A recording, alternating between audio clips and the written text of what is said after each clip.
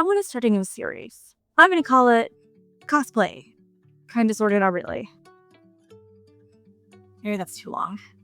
What about Cosplay Light? Cosplay Adjacent. Diet Cosplay? I don't know what to call it. But essentially, I want to make things that are kinda like a costume that a character wears. Let me give you an example by telling you what we're going to do today. In Beauty and the Beast, the animated series from 1998. You're probably thinking that I'm going to go for Belle's main blue dress. You're wrong. The best dress in that movie is her library dress. Fight me. Look at this dress. It's so cute. I love green. Green looks really good on me. So we're going to make this dress, but kind of. I haven't drawn it out, so hopefully by the time I'm editing this video, I will have it, and I'll put the what I have in mind right here. For the main dress, I'm thinking cute, form-fitting bodice, maybe a circle skirt, just because those are so easy to make, but full dress. For the sleeves, I'm thinking little strappy sleeves like this, but I want 3 of them. So they kind of like, they're lined up here and then they spread out. So when they get to the back, they're like really kind of far apart. This far apart. And then I'm going to make a pair of stays in a very dark green velvet. See? And then I don't want long sleeves, but to bring in that like puff that she has right here, we're going to make some little puff sleeves, but they're going to be detachable and they're going to attach to the stays. So they kind of just like drape off of my arm. Cute, right? With me? So for fabric, for the main part of the dress, I have this lovely fabric that I got from Joann's.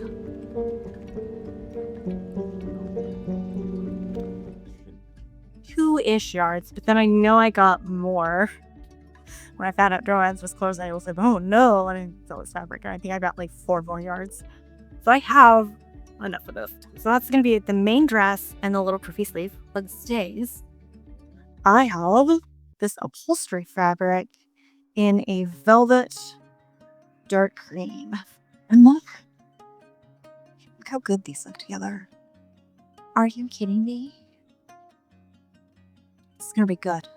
This kind of looks so cute. And then I thought, to take it just like a little bit further, I've seen people on Instagram take stamps and then they get their velvet a little damp and then they use their iron to push the stamp into the velvet. And I want to try that. I got these cute little stamps. And then for the stays, I'm going to be using my Augusta Stays pattern. Yeah, Augusta Stays. We're going to reshade it a little bit. We're going to get rid of the straps. We're going to make it strapless. We're going to get rid of the tabs and kind of, I don't know, do something with this.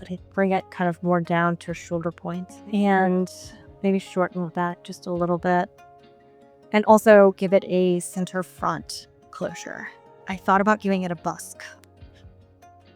I feel like people would get really mad at me though if I put a busk on stays. The thing is that they're really hard to put on. Really hard. And I chose this pattern because it mostly fits. Because I've already gone through the process of making mini mock-ups for this in a different video. I don't remember which one. Put it up here. It is tight in the bust. Like there's just not enough room in the bust.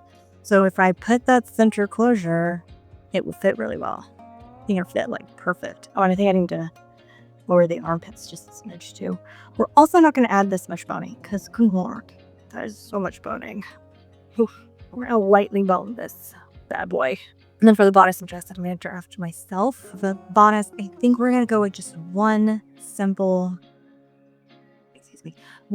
dart under the bust. And that's it. Just leave it at 1 dart.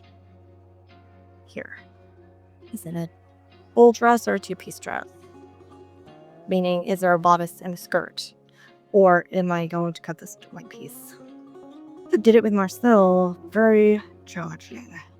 Okay, let's do this flared 6-score skirt. And then we can attach the bodice pieces to the skirt and we'll cut it out as one thing. Dress, not a bodice and the skirt. Yes, that's what we're doing. And I did a couple of tests on the stamps. So it's a little tricky. The first one I did just totally melted the velvet and took it out. But this last one, I think is kind of perfect. And it's really subtle, but I think it's cute. I think it's really cute. So the idea is just to take all these flowers and just kind of like put them everywhere. Stays. What do we do first? The stays. We have to do stays first. Of course, that making and me just, we have not gotten along so far. It's always rough between the two of us. Let's alter our stays pattern to be what we need it to be, I guess. I start out by tracing my already altered stays pattern, making the bottom center not so dramatic and trimming the armpits down a little. Then I trace the other pieces and chop off the tabs at the bottom. I'll be honest, this was a little bit of a guessing game for me. Oh, and I also bring the top of the back down about an inch. Moving along. Okay, now that we have our pattern, I'm going to make a mock-up. Just kidding. No. Is that brave or foolish? Oh, it's definitely foolish. What do you know? You're just a disembodied voice. I've already made this pattern before. It fits. Why do I need a mock-up? I know I've done alterations to it. It should still work, right?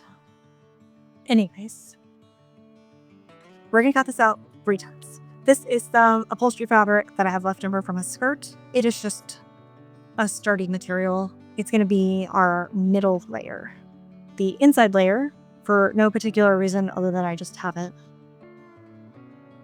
And then our outside layer is the green velvet. You can get away with 2 layers, but then the boning will show on the outside. Like, those 2 layers have to be sewn together. Well, I guess not.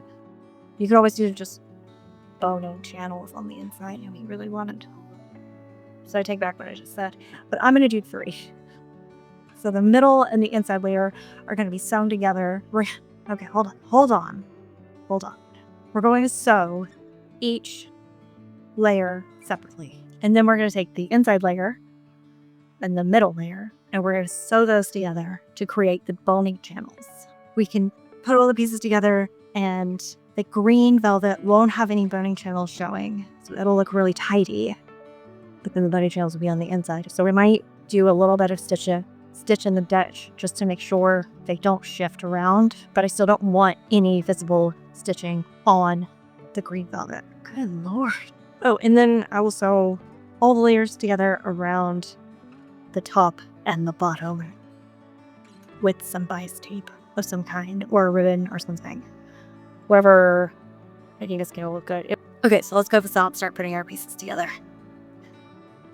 I'm doing this a little differently than I just said. After cutting everything out, I take a piece from the floral fabric and its corresponding piece from the middle fabric and stitch down the boning channels. I like to set my needle at the exact distance I need for each channel from the edge of the presser foot so that I can just line up the last row of stitching with the edge of the presser foot and get a perfectly spaced line. Then we sew all the pieces together and press all the seams toward the center back. Once all the seams are pressed, I take it back to the machine and sew the seam allowance, attaching it to the stays. This reinforces all the seams. Was it necessary? Probably not, but it only makes the garment stronger. Okay, so we got the inside of our stays done. I might go in after they're all put together and reshape this part. Maybe just like kind of trim it off, because this is supposed to be where the strap goes and we're not doing straps. So we'll see how it looks when it's all put together and I can add the grommets and try it on for real. Nice. Now it's time to actually cut it out of the velvet, and then we can do the flowers, which I have lost already. No, they're here. Do you think I have the wrong stamps for this? I think it'll work, but I think you need like a different kind of material for your stamp. Let me cut it out and then we can do the stamps together. You got everything cut out. I think I'm gonna start with the side piece so that I, don't ruin the front. Okay, we're just gonna get this wet. Slightly wet. And then put these on here a little. I need to flip this over. Okay, let's not ruin this. Yeah.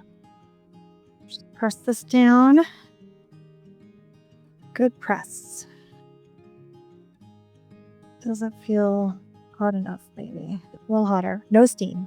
I think this works better with velvet that has a longer pile. Because the pile on this one is very, very, very short. I'm going to use this little guy to make sure it's completely cool. That one didn't work as well.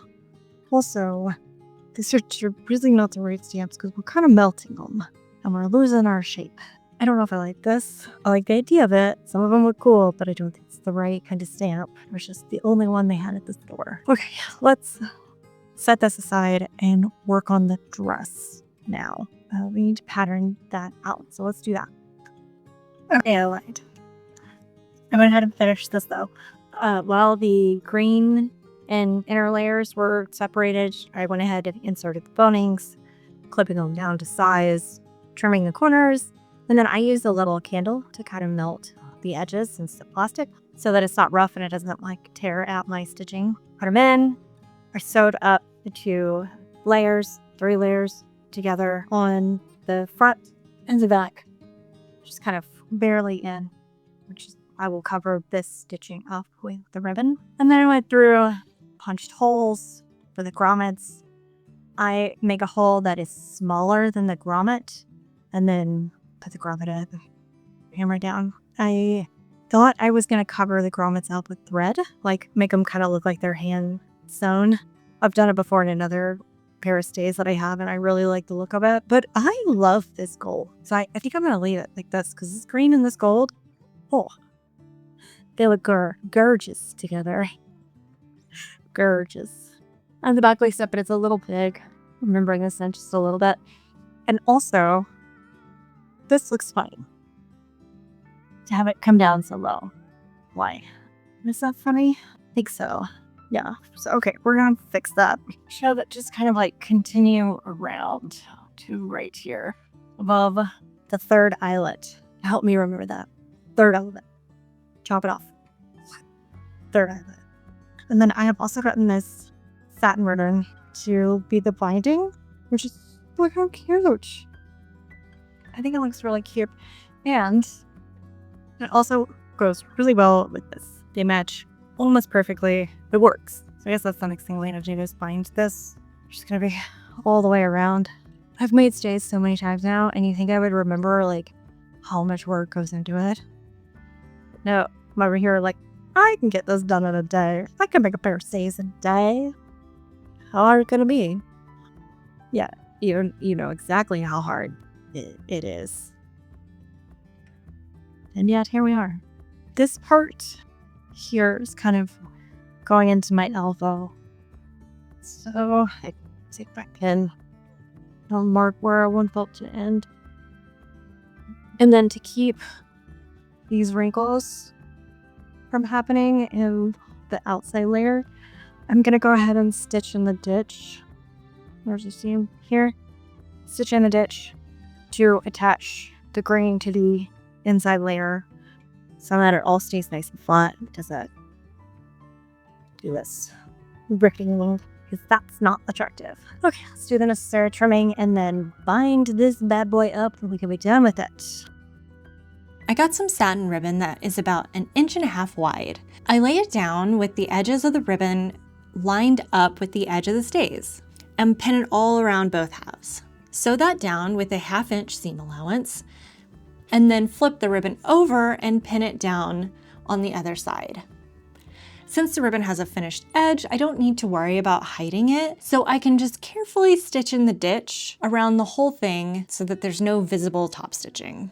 These are totally done, and they might be my favorite pair of stays I've ever made. They're so cute. I already wore them to the Ren Fair this weekend. So if you follow me on Instagram, you might have already seen them. If the inside wasn't so messy, it would be really cute too. But these are done. I bought some ribbon, basically the same color as this one, so that I could lace it with this color. So I'm gonna have to relace the back, which is annoying. I put way too many grommets in here. Why did I do that? Really overkill on the grommets. We could have done with like half as many. It took forever to do them. Okay, but she's done. She's done. She's beautiful. I love her. I love her. Now we have to actually pattern the dress. I'm not gonna lie.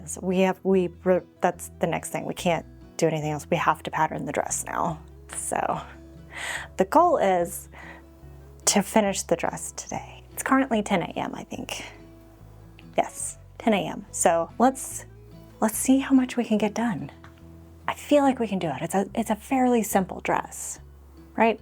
I did decide to go with 2 pieces instead of trying to do the 1 piece because I didn't quite know how to do the lining on that because I didn't want a full lining. So we're just do the one, and then we're gonna do 1 dart. We'll do the 6-score skirt, and then we're gonna add a tie so we can tie it in the back so we can cinch our waist a little bit, and then that tie should hit the bottom of the stays, and I think it'll look really cute. So, oh, and sleeves. We have to make those little puff sleeves and then make little snaps. Oh, no, it's fine. It's fine. Okay. Make little snaps so that we can attach them to the stays, but have them be removable. Great, let's go. As with all drafting projects, we start with tracing the block. I want to keep the top really simple, so I close up the bust dart and move all that space into the waist dart. Straighten out the sides and make the waist dart curved with my French ruler. This will give it a more form-fitting look. Using the bottom of the armpit as a point where I want my neckline to sit, I draw out a hump shape which should give me a cute little sweetheart neckline. With the back, I just line up the sides and then chop off the top half. Nothing fancy. For the skirt, altering the pattern was a lot easier than I thought. After tracing my block, I turned the darts into princess seams and cut the front and back into 2 pieces. Then I draw a line going through the middle of each piece and cut it up to the top, leaving a tiny sliver of paper to act as a hinge. Then I spread the bottom out and I add 12 inches to the middle of the side pieces and 6 inches to each of the front and back pieces. I got everything patterned out. It took me right around an hour to pattern draft the whole dress, the top and the bottom. I don't know if that's good time or not. It feels like good time to me. So now that I have the pattern, I should really do a mock-up. I really should do that.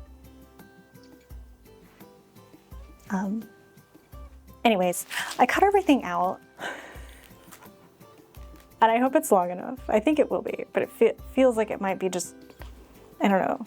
I didn't give myself a lot of extra room like I usually do, which is probably good because it's less fabric wasted, but also makes me a little nervous.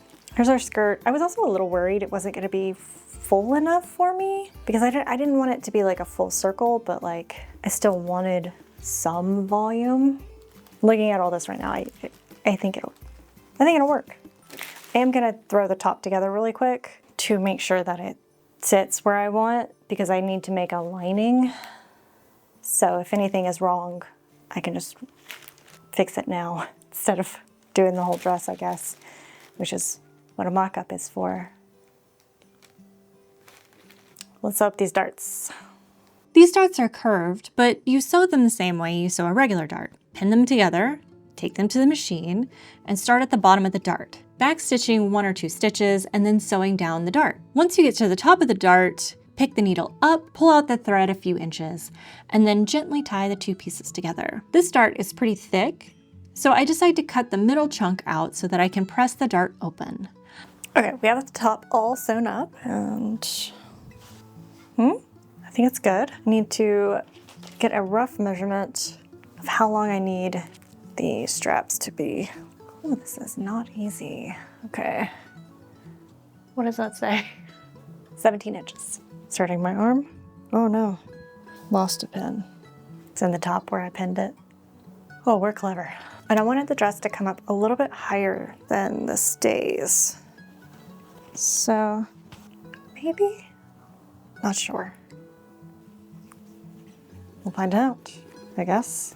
Okay, what's next? Little straps. Let's make the little straps, the bow, or the tie thing. How big do I need that to be, you think? Okay, it's gonna go like here, and then I'll be able to like tie it in a bow and have some down. So about, we'll call it 40 inches. Maybe that's too long. Oh, also that was the wrong way. Okay, let me try it one more time. 30 inches. Yeah, that sounds better. Okay, so 30 inches for the straps. I mean the bows. The waist tie. There we go. And then we need to cut this out one more time so that we have a lining. And we need to serge all the edges on the skirt. I don't have to change my thread. The thread is white. We're gonna leave it white. Please, everybody, light a candle. Pray that my serger works. I think I did something to mess it up. And here's the thing. I had a brother serger, one of those, I think it was like $150. It worked really great until I shoved like an absurd amount of fabric through it trying to get a project done really quickly, and I broke it. And I took it to a couple of different sewing machine shops to fix, and they're like, we're not gonna fix that because it's cheap. For the price that we're going to charge you to fix it, you could just buy another one. So I did. I went to Joann's, RIP babe, and I went to the Viking section and talked to the Viking lady, and I bought a Viking serger because if I ever had any issues, I could bring my machine to her and be like, help me fix this, please.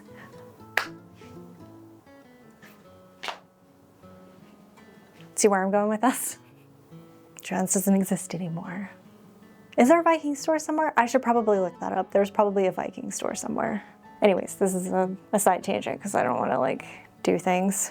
Oh, okay, fine.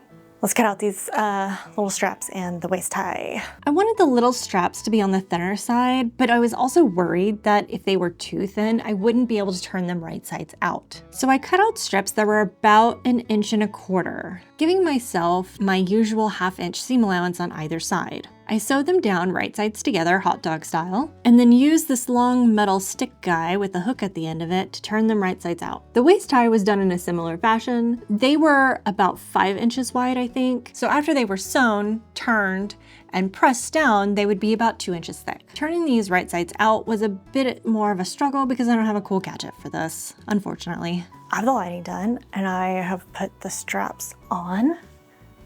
That's, oh, come on, work with me. There we go. Yes, cute. And then the lining matches the lining for the stays. Isn't that adorable? It took some finessing, some futzing around to get the little straps where I needed them to be and to the right length. So since they're like kind of going in different spots, they needed to be different lengths, so that took a lot of like trying it on, pinning, try it on again. Anyways, I need to get the other side of the straps on, and then we can sew the tops. There it is. After I do the straps on the other side, we can sew the two pieces together. And there we go. Very nicely sewn and understitched. Nice understitching. Got a cute little sweetheart neckline. I love this fabric so much. It's so pretty. Making progress. Making really good progress. Now we need to put the skirt together, but first we need pockets. So let's cut some pockets out. I almost forgot pockets in this. I would have been upset because this dress is really cute and I would want to wear it out. And if there's no pockets, I'd have been pissed. I guess I could have gone back in and added them later. I've added pockets to finished garments before, like dresses that I bought. Is that something y'all would like? Would you like me to show you how to put in pockets in pre-existing garments? Let me know. If there's a zipper involved, I don't know how to put a zipper and a pocket in the same place. We're doing good. It's 4 o'clock. Doing good. Let's stay focused.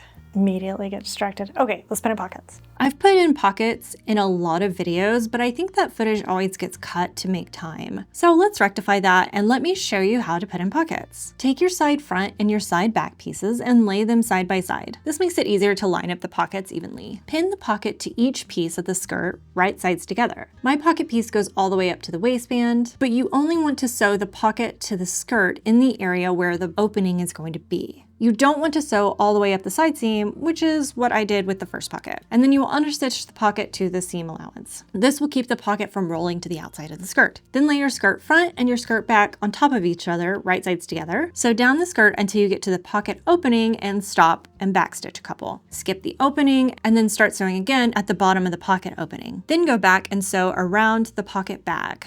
Okay, I got a full skirt with pockets. I got a top. We need to put them together. The skirt is perfectly swooshy. It's not like Sound of Music's. There's multiple of them. Sound of Music, twirly, but it has enough body, but not like too dramatic, you know? I know I'm dramatic, but I don't like to be like overly dramatic all the time. Let's put these two together.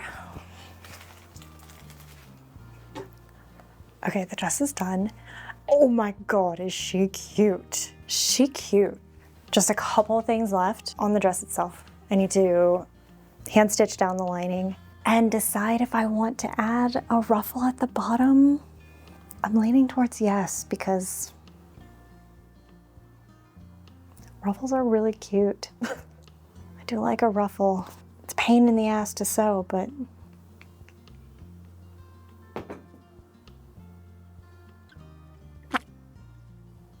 well, that was awkward.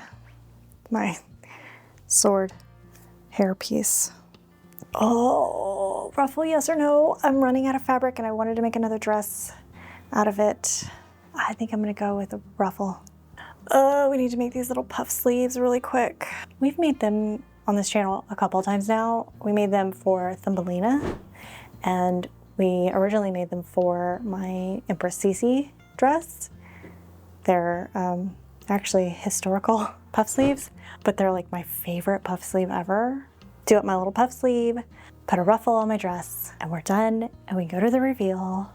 And before I head out, real quick, if you're enjoying yourself and you would like to see more from me and you haven't already, please subscribe and like and comment, all those fun things.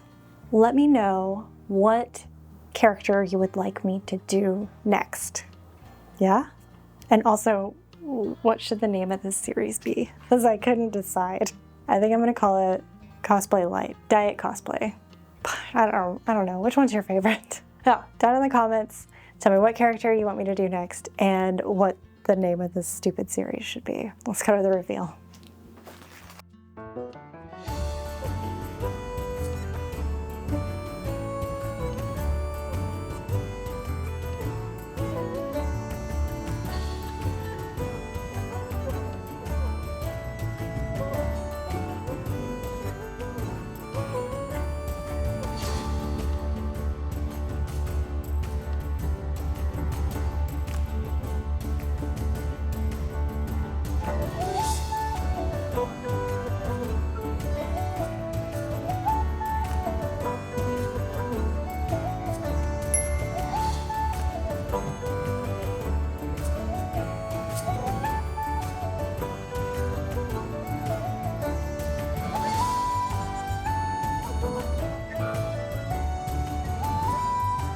Let me start out with the cons first. The first major one being are the straps. I did not make them tight enough and they just like slip off of my shoulders. So I gotta fix those. Not the worst thing in the world. There'll be some visible top stitching on the outside now, but it's fine. I'd rather have these straps fixed than not have the top stitching. and also not have to deconstruct half the garment to get to the straps to fix them. So no big deal. Also with the straps, I forgot to interface them, so they'll just kind of continue to stretch a little bit over time. My bad. But they look really cute when they're in place. I like the 3-strap. That's kind of it. I love this dress. The poofy sleeves I could deal without. They're cute, but like I could take them or leave them. I didn't have the patience to make them detachable, so I just very quickly like stitched them down. So I'm gonna take them out probably. This is one of my favorite stays I've ever made. It fits really, really well. It's very comfortable.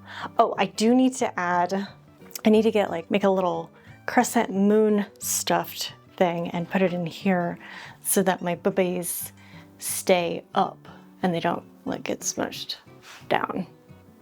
You know what I'm talking about. Again, that's an easy fix. It goes on the inside, but you don't open anything up. It can just be tacked down on top of the inside layer. This dress, one of my favorite dresses I've ever made after I fix the straps, because that's gonna drive me crazy. It has the perfect amount of swoosh without being too much. I love circle skirts, but sometimes when it's a little bit windy, it'll catch the back of the dress and just go whoosh, because there's so much skirt. And it's hard to kind of be oh, let me just bundle it all up. So I feel like with this, it can still be caught by the wind, of course, but there's just not as much of it, and it'll be easier to keep down if that happens. Pockets. I fit so much stuff in here. Look, half my arm is gone. Well, oh, I just thought of something and I forgot it again. Literally within seconds. Think faster. Oh, it's fine, we'll come back to it. I really do feel like this captures the essence of that green dress, but it also very much looks like the triplets in the beginning of the movie, which I'm not mad about. I have to say that drafting the skirt the proper way is so much better than when I made this black pinafore and it lays weird because I just made up a shape. So it lays strangely. It's not super noticeable, but it's just this lays beautifully. Funny, isn't it? When you do things right, they turn out right. Weird. I'm absolutely chuffed with this dress. It's the cutest thing in the world. I love it so much. Let me know what character you would like me to do next. I'm excited about the series. I think I actually have the stuff to make 2 characters already. That's all I got. Please subscribe, and comment. You know what to do. See you guys in 2 weeks. Bye.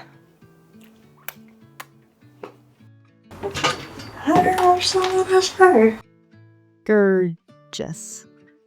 Barely get through that. My goodness. I have blood for you.